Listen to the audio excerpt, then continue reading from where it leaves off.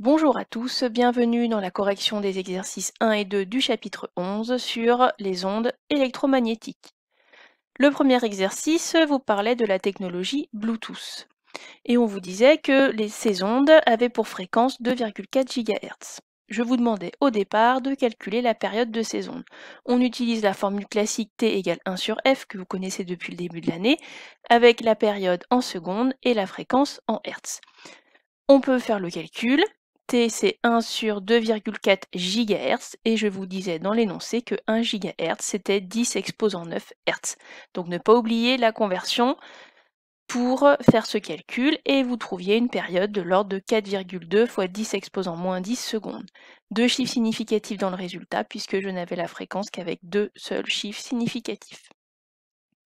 Par la suite, je vous demandais de calculer la longueur d'onde. Alors, une formule que vous utilisez depuis 2 chapitres maintenant. La longueur d'onde, c'est la vitesse fois la période, avec comme unité la longueur d'onde en mètres. Pour cela, il faut que la vitesse soit en mètres par seconde et la période en secondes. On peut faire le calcul. Vous savez que la vitesse des ondes électromagnétiques, c'est 3,0 fois 10 exposant 8 mètres par seconde, fois la valeur de la période, 4,2 fois 10 exposant moins 10.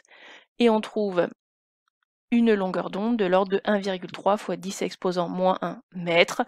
On peut l'écrire avec un sous-multiple du mètre que l'on connaît, c'est 13 cm. Deux chiffres significatifs dans le résultat, puisque j'en ai deux pour la période, 3 pour la vitesse, mais on garde toujours le plus petit nombre de chiffres significatifs. Donc ici, 2 chiffres seulement. Pour la question 3, je vous demandais à quel domaine appartenaient ces ondes. Donc si on reprend ce que vous avez dû mettre dans la carte mentale, eh bien ces 13 cm, on voit bien qu'ils sont compris entre 1 mm et 10 km, donc ces ondes appartiennent au domaine des ondes radio.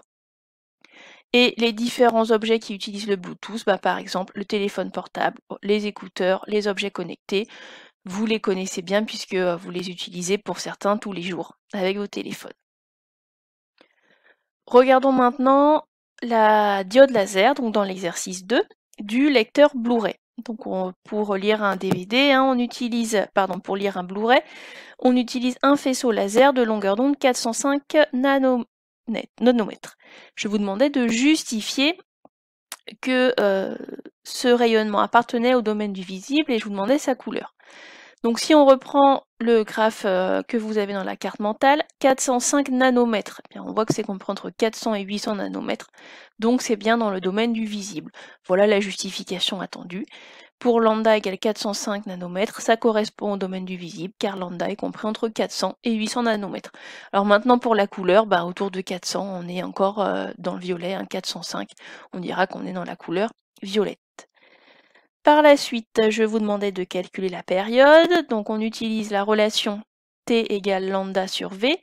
Pour que la période soit en secondes, il faut que la longueur d'onde soit en mètres et la vitesse en mètres par seconde. On fait le calcul. La longueur d'onde, vous l'avez. Il ne faut pas oublier de convertir les nanomètres en mètres. Et la vitesse des ondes électromagnétiques, vous la connaissez, c'est 3,00 fois 10 exposant 8 mètres par seconde. Vous faites le calcul. Vous trouvez 1,35 fois 10 exposant moins 15 secondes. La question qui suit, on cherche la fréquence. La fréquence, c'est l'inverse de la période. Vous connaissez cette formule. Pour que la fréquence soit en Hertz, il faut que la période soit en secondes. On fait le calcul. 1 sur 1,35 10 moins 15, ça vous donne 7,41 fois 10 exposant 14 Hz.